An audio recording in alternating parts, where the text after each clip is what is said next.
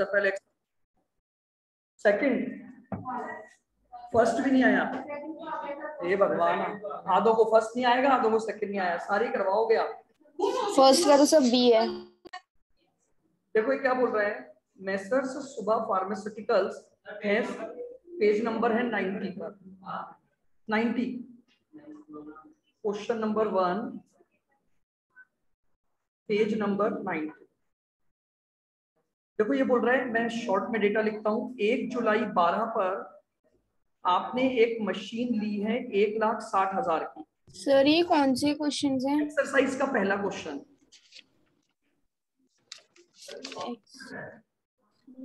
और क्या करना था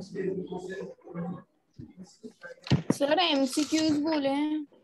ये भी तो है, एक्सरसाइज के क्वेश्चन भी दो। कौन? कैन पे 80,000 और इंस्टॉलेशन चार्जेस 60। सर ये तो हो गए। हो गया,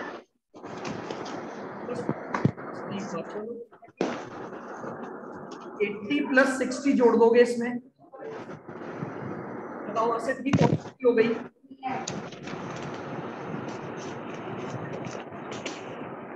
सर इरेक्शन चार्जेस होते क्या हैं? Installation charges. सर ये किसी का माइक ऑन है तो उसे डिस्टर्बेंस हो रहा है।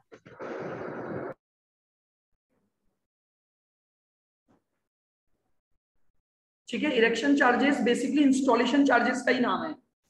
तो ये हमारे पास असेट की कॉस्ट हो गई 1,712।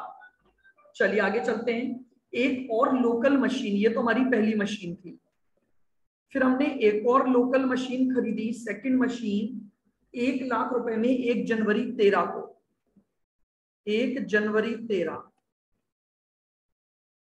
1,00,000 रुपए की हमने एक और मशीन खरीदी है। अब आया 1 जुलाई 14, a portion of the imported machine got out of order and was sold 34,800, 1/3 value, यानी अब इसके दो हिस्से हो गए, एक 1/3 और एक 2/3। ये जो 1/3 हिस्सा था 1,00,000 रुपए का, इसे आपने बेच दिया क्योंकि ये बेकार हो गया था, ये आपने सेल किया है। सेल कब किया है? 1 जुलाई 14 पर फॉर 34,800 में, ठीक है। और 2/3 अभी भी आपके पास रखा हुआ है। आगे बढ़ते हैं। Another machine was purchased to replace the same, third machine भी आपने खरीद ली इसी दिन। थर्ड मशीन 1/7/14 को 50,000 की। सर 2/3 पार्ट को रिप्लेस करने के लिए? हाँ जी, इसको 2/3 को नहीं, तो बेकार हुई 1/3 वाला हिस्सा, 2/3 तो अभी भी आपके पास है। अच्छा 1/3 अपन ने वो स्क्रैप वैल्यू में वैसे करके बेच दिया। एक नई मशीन से पुरानी बेच दी और नया रिप्लेस कर लिया उसका part. Depreciation to be calculated 20% per annum on straight line method. आपको 12, 13 और 14 3 साल का अकाउंट बनाना है। सब कैलेंडर ईयर लिया है इसमें? हाँ कैलेंडर ईयर है बिल्कुल। चलिए मशीन अकाउंट,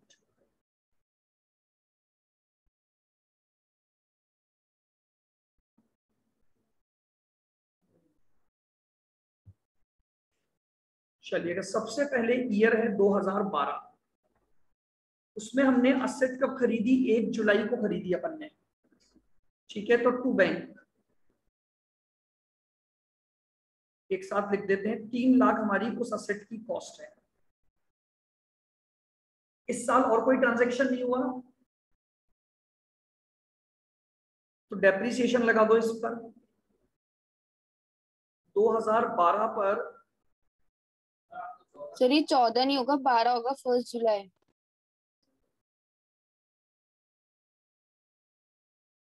बाय डेप्रिसिएशन, बताओ डेप्रिसिएशन कितना बनेगा? 3,00,000 पर 20%, 60,000। 9 महीने का। हाँ मैं 9 महीने का निकालना है इसको, तो 6 महीने का लगेगा ना?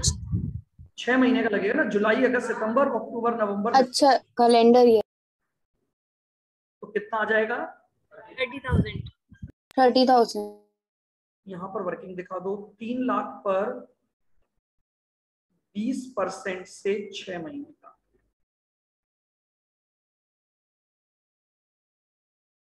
और बाय बैलेंस कैरिड डाउन कितना आ गया? 2 लाख से। ये लीजिए, ये तो आपका 2012 का अकाउंट कंप्लीट हो गया है।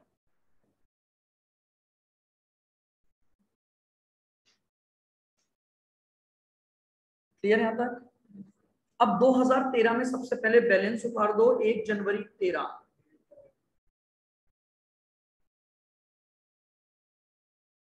To balance brought down 270। अब बताइए 2013 में क्या क्या ट्रांजैक्शन हुआ है? बस आपने सर एक नई मशीनरी लाए। 1 जनवरी को ही खरीद लिया आपने 1 लाख में, तो 1 जनवरी पर ही आ जाएगा टू बैंक। ये सेकंड मशीन है, और ये आपके पास फर्स्ट मशीन की 1 लाख। 2013 में और कोई ट्रांजैक्शन नहीं है, तो 2013 को क्लोज कर दो। 31/12/13 बाय डेप्रीसिएशन। पहली मशीन का डेप्रीसिएशन कितना आएगा? 60,000।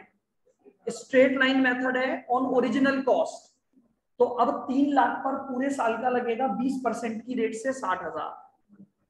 और सेकंड मशीन पर क्योंकि 20% आपने फर्स्ट डे ले लिया, तो पूरे साल का लग जाएगा 20,000। ये डेप्रीसिएशन आ गया 80।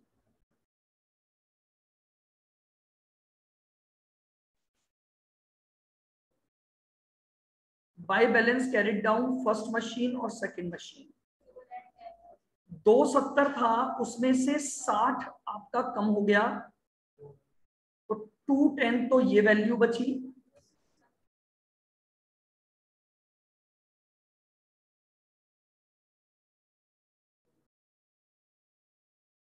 तो 90 आ गया। बोलो क्लियर? ये दूसरा ईयर हमारा क्लोज हो गया। बना लीजिए यहां तक, दूसरे ईयर तक क्लियर है बिल्कुल? ठीक है, अब आगे बढ़ते हैं। तीसरा साल बनाएं। चलिए 1 जनवरी 14।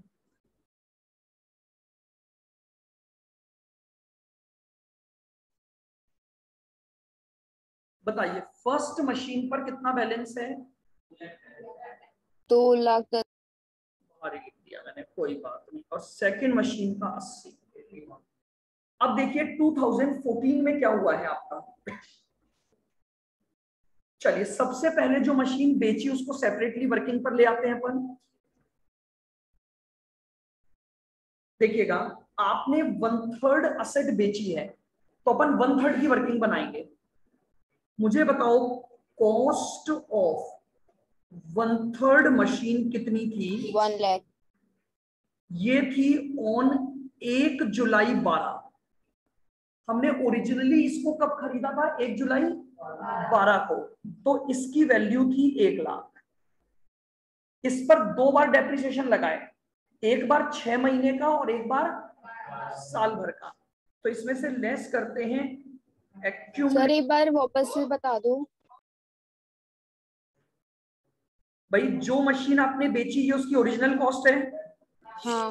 अब इसमें से माइनस करो सबसे पहले डेप्रीसिएशन फॉर 2012। सर उसका इंडिविजुअल पार्ट करके, जैसे पहले डेप्रिसिएशन लगाए 6 महीने का और पूरे साल वैसे ही करना है। बिल्कुल 2012 में तो 6 महीने का लगा होगा, तो 10 लगा होगा। और फिर 2013 में कितना लगा? ये पूरे 12 महीने का लगा होगा, तो 20,000। अब आपने अभी भी इस साल भी कब बेचा है उसे?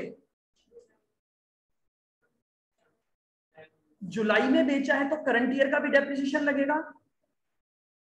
तो डेप्रीसिएशन सर वो सोल्ड तो फर्स्ट वाली मशीनरी की है ना? फर्स्ट वाली ली है मैंने, उसका 1/3 यानी 1 लाख यही तो लिया है मैंने। तो फर्स्ट वाली मशीन 3 लाख में खरीदी थी, जिसका 1/3 बेच दिया।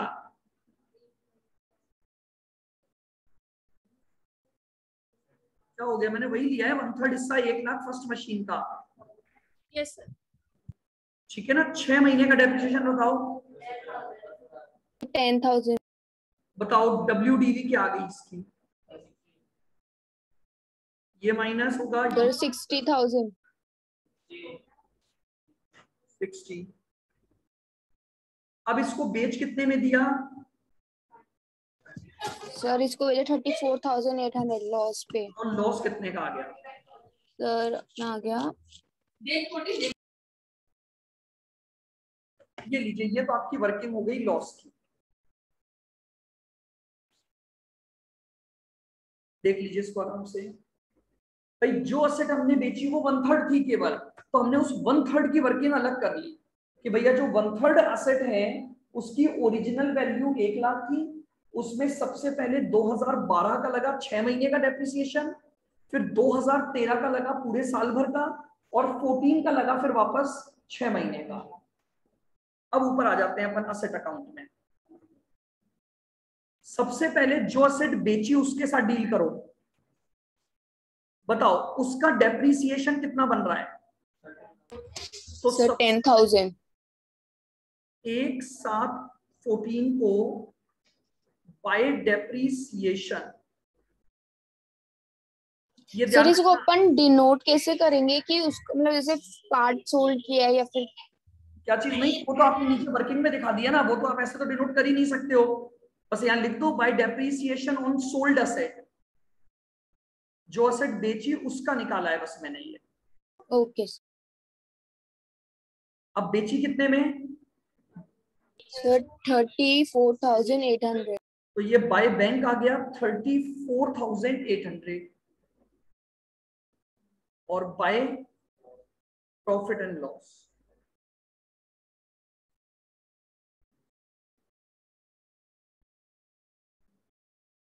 ये लो, ये मैंने उस असेट के साथ पूरी डील कर दिया जिस असेट को आपने बेचा है।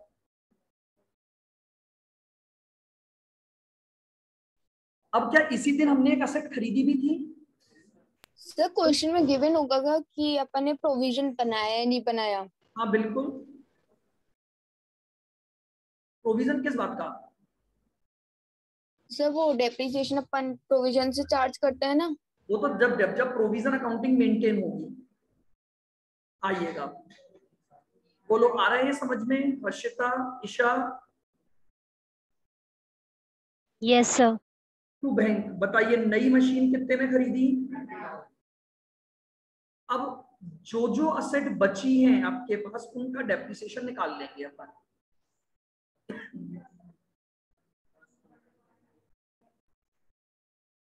बाय डेप्रिसिएशन सबसे पहले फर्स्ट मशीन। अब फर्स्ट मशीन मेरे पास कितनी बची हुई है? तो 2 लाख पे डेप्रिसिएशन लगेगा इस साल का, तो 2 लाख पर इस साल का डेप्रिसिएशन लगाओ, कितना बना? 40,000। तो 40,000 को पहली मशीन का बना। दूसरी मशीन का कितना? दूसरी मशीन 1 लाख थी, उसका 20% बन गया 20,000 का। और तीसरी मशीन पर 5,000 पर 20% से 6 महीने का कितना आ गया? तो मेरे पास जगह खत्म हो गई, बैलेंस निकाल दो। मैं यहां निकाल देता हूं।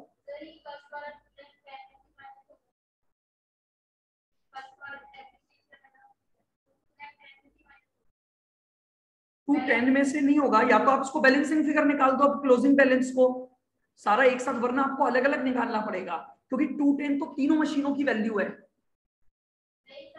बिल्कुल है। नहीं आप समझे नहीं, लेकिन इस 210 में तो अभी तीनों शामिल है ना, इसमें तो पूरी ओरिजिनल मशीन शामिल है। तो या तो आपको अलग से 2 लाख की पहले वैल्यू ढूंढनी पड़ेगी और फिर करोगे, अदरवाइज ऐसे केस में आप क्या कर सकते हो, अब आपने पूरी अकाउंटिंग कर ली ना, और क्वेश्चन खत्म हो रहा है यहाँ, तो यहाँ पर सीधे बैलेंसिंग फिगर एक साथ क्लोजिंग बैलेंस निकाल दो। बिल्कुल लास्ट वाले में आप लिख सकते हो, कोई दिक्कत नहीं है। तो यहाँ पर आप सीधे लिख दो by balance carried down. Sir हाँ जी सर, ये जो 2,10,000 है, इसी में अपन का जो सोल्ड किया उसकी भी वैल्यू थी, और इसी में ये जो 2/3 पार्ट है उसकी भी वैल्यू थी। बिल्कुल, दोनों की वैल्यू है इसमें। तो 2 लाख अगर इसमें माइनस करते तो फिर 10,000 एक्स्ट्रा का है 2 लाख माइनस कर दे मतलब भाई। 2/3 की जो वैल्यू है वो 2 लाख है। वो तो ओरिजिनल कॉस्ट है भाई, ये तो डेप्रिशिएटेड वैल्यू है।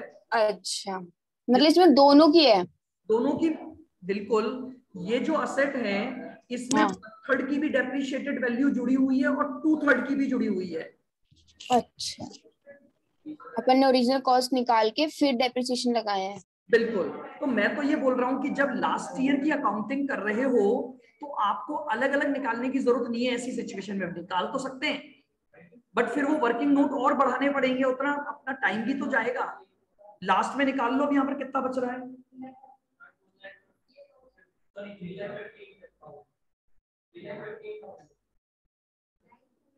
3 लाख कैसे बच जाएगा भाई? 3 लाख कैसे बचा?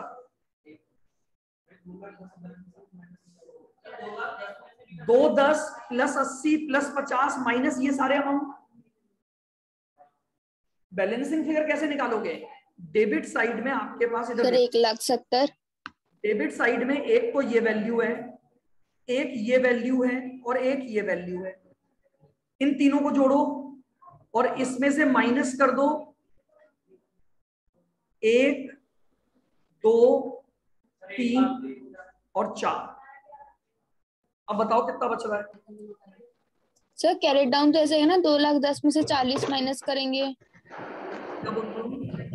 इंडिविजुअली कैरेट डाउन निकालो तो 2,10,000 में से 40 माइनस। ऐसे नहीं निकाल सकते। फिर सुनो मेरी बात, ये 210 में 1/3 और 2/3 दोनों जुड़ा हुआ है, लेकिन ये 40 केवल 2/3 का है। तो 210 में से कैसे माइनस कर सकते हो? इसको गलत नहीं हो जाएगा? आप माइनस तब कर पाते हो जब आपको ये पता हो कि भैया पहले आपको इसमें से या तो शुरुआत से इस असेट को दो हिस्सों में करते, 1/3 और 2/3, तो अलग अलग निकालने की जरूरत ही नहीं है। लेकिन आप ये नहीं कर सकते कि 210 में से 40 माइनस कर दोगे। क्यों? सर ये नहीं आया। भाई अरे मुझे बताओ, ये 210 कितनी असेट की वैल्यू है? ये तो दोनों की है। और ये डेप्रिसिएशन केवल किसका है? वो 2/3 पार्ट का। आप 210 जो टोटल वैल्यू है इसमें से 40 कैसे माइनस कर सकते हो, ये बताओ मुझे। अच्छा, वो रिटर्न डाउन वैल्यू उसकी होनी चाहिए 2/3 वाले की। या तो ये केवल 2/3 वाली की रिटर्न डाउन होती तो माइनस कर पाते। हाँ। अननेसेसरी पता कंफ्यूजन मत लाओ। मैं क्या बोल रहा हूँ, जब ऐसी सिचुएशन आ गई कि पार्ट मशीन आपके पास है तो उस चीज को छोड़ दो ना, पार्ट को निकालना। डायरेक्टली आप क्या करो, बस डेबिट और क्रेडिट का डिफरेंस लो, वो क्लोजिंग बैलेंस आ जाएगा आपके पास। अच्छा, फर्स्ट सेकंड थर्ड करके नहीं लिखा, बस कैरेट डाउन और टोटल। सारा वैल्यू जोड़ लो, इसमें से ये सारी माइनस कर दो, अपने आप बैलेंसिंग फिगर आपके पास। सर 2,05,000। बस ये क्लोजिंग बैलेंस आ गया। क्योंकि यहाँ पर प्रॉब्लम अभी तक तो क्या होता था, आप पूरी असेट को बेचते थे। अब की बार आपने पूरी असेट नहीं बेची, उसके केवल एक हिस्से को बेचा है। अब इसको देख लो एक बार, टाइम लो 2-4 मिनट, आराम से पूरा क्वेश्चन समझो। क्योंकि पता है जो ऑब्जेक्टिव मैंने देखे थे आपके, तो वो इस पैटर्न के भी आएंगे। बीच में आधी मशीन बेचेगा, फिर उसके प्रॉफिट लॉस पूछेगा। तो आपके पास हर तरह के क्वेश्चन करने आने चाहिए आपको।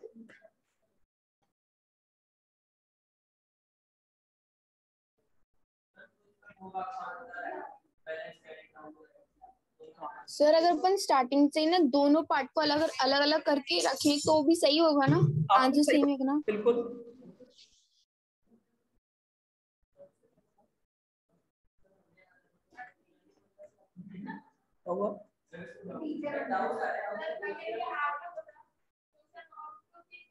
तो फिर ये ऐसे होता कि आपको ये 210 के दो हिस्से करने पड़ते। इसमें से आपको 1 लाख वाली अलग करनी पड़ती WDB, और 2 लाख वाली अलग निकालनी पड़ती। फिर देखो मैं आपको बता देता हूँ ओरिजिनली। चलो आप एक बार सुनो, सुनो मेरी बात, रुको। हाँ बोलो बोलो। देखो यहां ये जो 3 लाख है ना, सब देखना, लिखना मत कोई भी। इस 3 लाख को मैं यहीं पर ब्रेक कर देता। मैं यहां पर इसको ऐसे लिखता, 1 लाख अलग और 2 लाख अलग, ठीक है। ऐसा करता तो इसके भी मैं 2 टुकड़े कर देता। 1 लाख वाले पर लगा डेप्रीसिएशन 10,000 और 2 लाख वाले पर लगा 20,000। फिर मैं इसको भी ब्रेक करता। सुनो, बिल्कुल स्टार्टिंग से अलग करना पड़ता मुझे। ये 1 लाख वाली का 10,000 माइनस हुआ तो WDV कितना है? बोलो यहां तक ठीक? 1,80,000। और ये 2 में से 20 गए तो ये मेरा पहला साल खत्म हो गया। आ जाओ आगे बढ़ो। इसके 2 टुकड़े लिखता, 90 और ठीक है। यहां तक इस साल का डेप्रिसिएशन लगा हुआ तो 90 पर लगता कितना? 18,000 और 180 पर लगता 36,000। कुछ गड़बड़ हुआ क्या? टोटल इन्वेस्ट कर। Oh sorry sorry sorry sorry sorry sorry,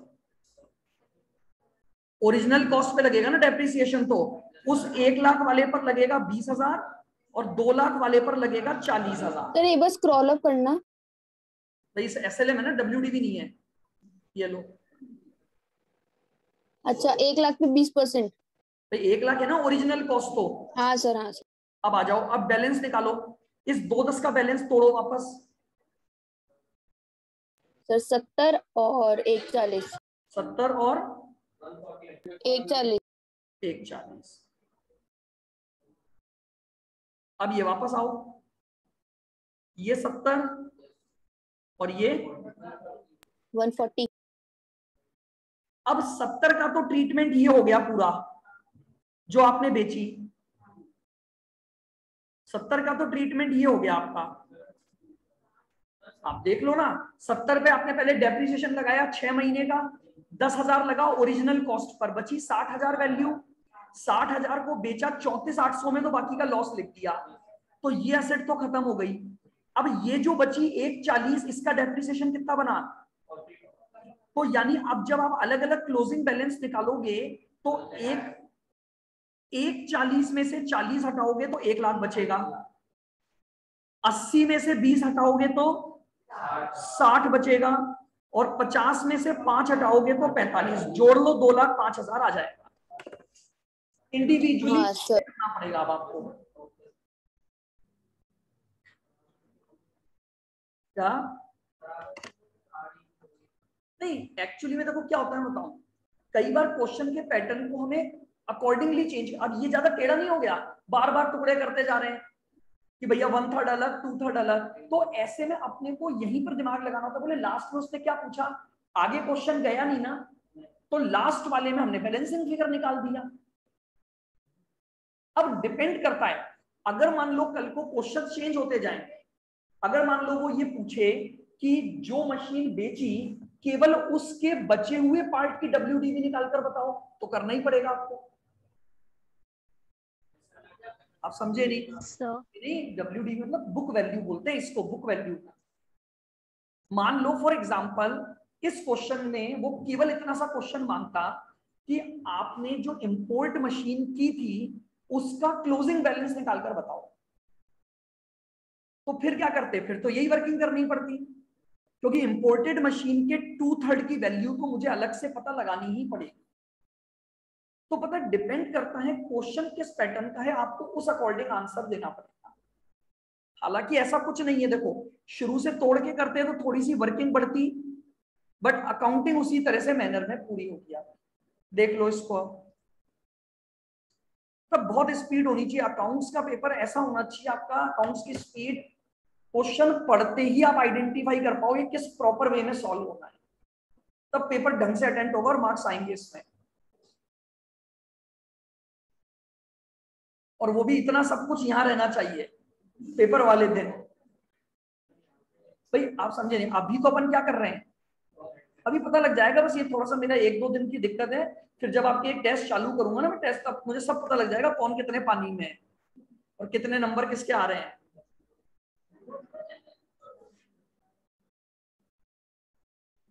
first machine का कैसे आया देखो,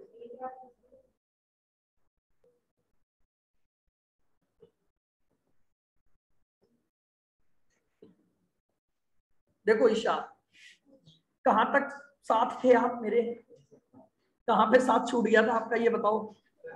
सर ये जो आप 1 जनवरी 2014 का जो बता रहे थे ना, यहाँ तक आ गया ये समझ दोनों में 1 बैलेंस। जनवरी का बैलेंस। यस सर, सर यही से पूछना है। यहीं से पूछना है, तो इससे ऊपर जाता हूं मैं। आओ, ये समझ में आ गया था 270 वाला पॉइंट,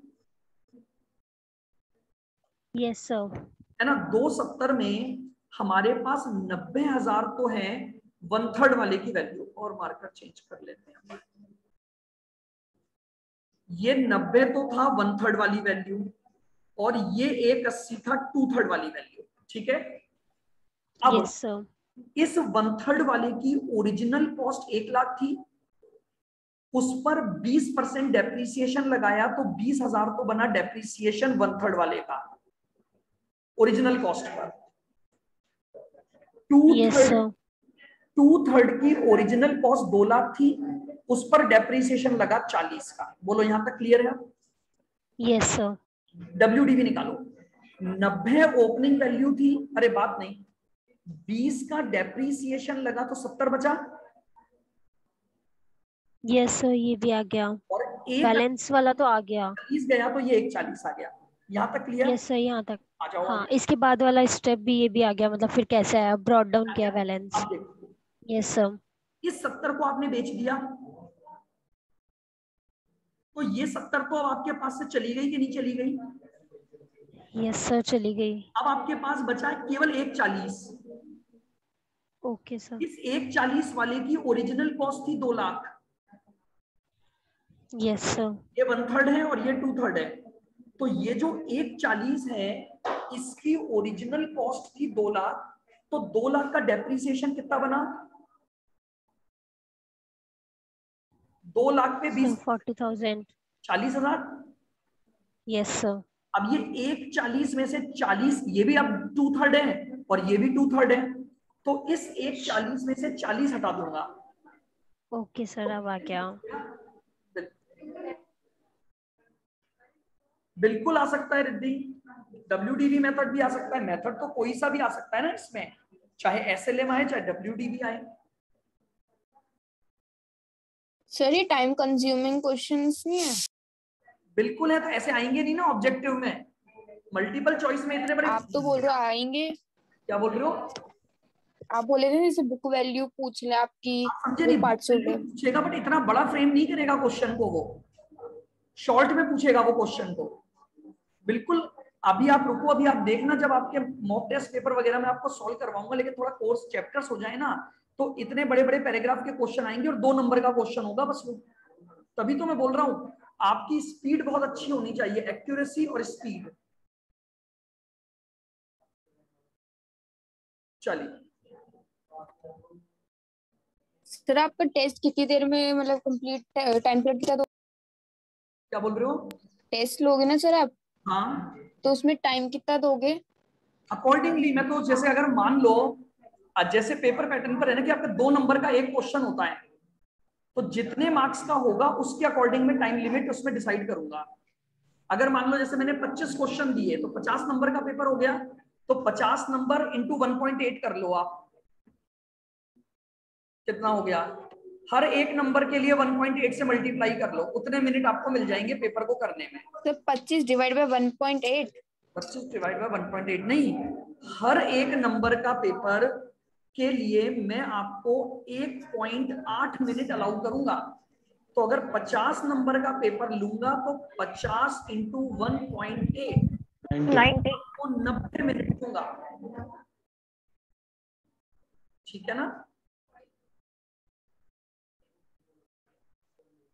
क्योंकि आपका 100 नंबर का जो पेपर हो, हालांकि ज्यादा दे रहा हूं मैं आपको, वैसे तो आपको टाइम कम मिलता है ओरिजिनल एग्जाम में, तो तो ओरिजिनल एग्जाम के अकॉर्डिंग टाइम दूंगा तो आपको मान के चलो कि 50 नंबर का पेपर 1 घंटे में करना पड़ेगा। सर वो तो आप धीरे धीरे टाइम पीरियड कम करते जाओगे तो वो क्या प्रैक्टिस होती जाएगी। भाई एक्चुअली में 2 शिफ्ट्स में होता है ना आपका पेपर। फर्स्ट में आपका अकाउंट्स होगा और इको होगा, और सेकंड वाले में आपका मैथ्स, स्टैट्स और लॉ होगा।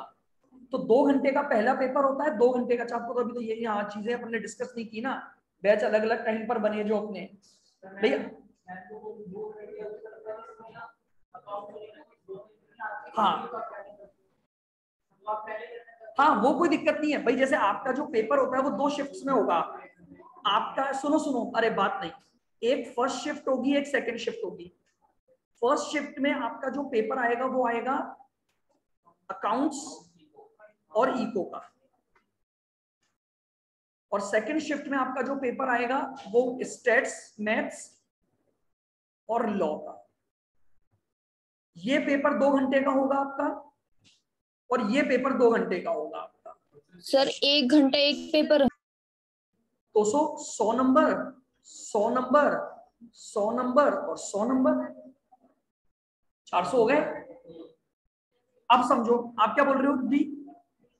सर 1 घंटा एक पेपर में।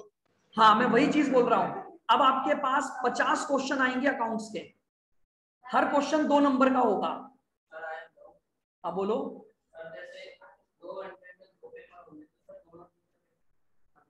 दोनों टीचर क्यों बैठे हैं?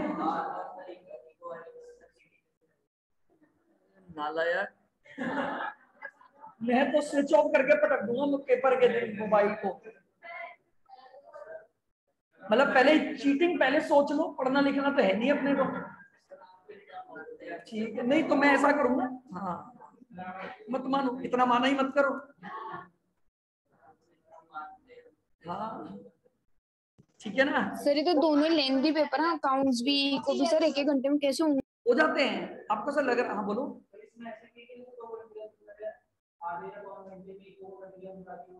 हाँ वो तो आप कर सकते हो बिल्कुल, कैसे भी करो सर आप। स्कूल में 3 घंटे में एक पेपर करते हैं। आपको लगता है कि इको आधे घंटे में हो गया आपका, तो 1.5 घंटे इसके लिए मिलेंगे आपको, अकाउंट्स के लिए। अगर किसी को लगता है अकाउंट्स आधे घंटे में हो गया तो इको में लगाओ टाइम। सर ये एक दिन में क्यों लेते हैं चारों पेपर। हाँ एक ही दिन में होंगे, सुबह की शिफ्ट में ये होंगे, दिन की शिफ्ट में ये होंगे। सुबह अप्रोक्स ऐसा रहता है आपका 10 से 12 का टाइम, तो अप्रोक्स इसका रहता है। फिर 1-1.5 घंटे का आपका ब्रेक होता है, फिर 2 से 4 या 1 से 3 ऐसे ये होता है। तो वही मैं कह रहा हूं, पता आपको प्रैक्टिस बहुत अच्छी करनी है कि 2-2 मिनट में आपके 1-1 मिनट में 2-2 मिनट में क्वेश्चन सॉल्व होने चाहिए आपके।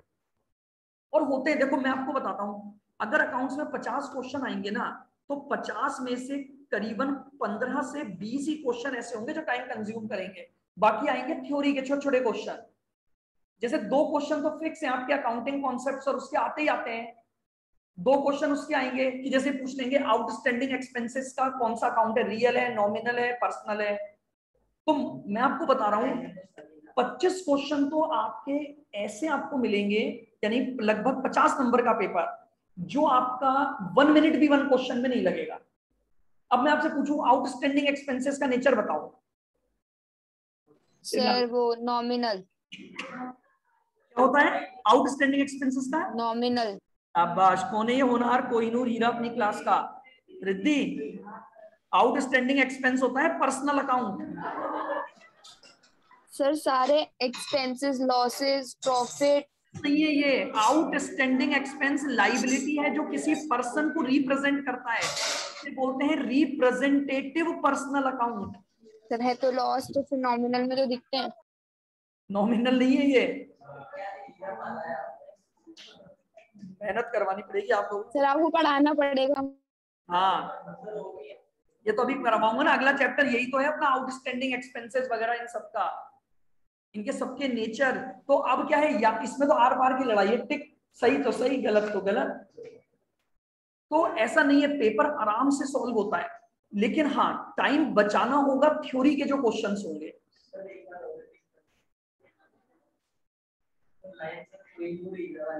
हाँ हाँ वो आएगी, अभी बहुत आते हैं, हर चैप्टर में कोई हीरा चेंज हो जाता है अपना। चलिए ठीक है, तो देखिए प्रैक्टिस बहुत अच्छे से करिए और रिवीजन आप साथ साथ करते चलिए, ठीक है। अपन टाइम टू टाइम और डिस्कशन करेंगे पेपर पैटर्न पर। बस मेन बात देखिए यही, आपकी एक्यूरेसी और स्पीड बहुत अच्छी होनी चाहिए अकाउंट्स में, देखो, और इधर इसमें होनी चाहिए। लॉ और इकोनॉमिक्स में आराम से हो जाता है paper.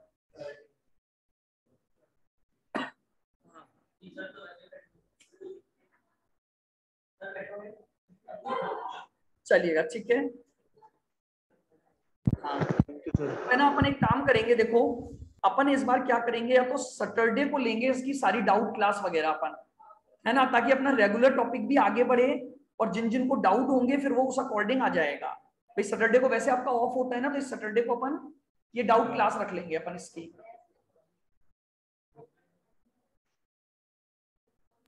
Sir doubt class offline mode पे भी होगी क्या? क्या बोल रहे हो? डाउट क्लास ऑफलाइन मोड पे भी होगी क्या? हाँ ऑफलाइन मोड पे भी होगी ना, बिल्कुल। सर टाइम क्या रहेगा? टाइम बता दूंगा वो मैं आपको फ्राइडे तक। ठीक है सर।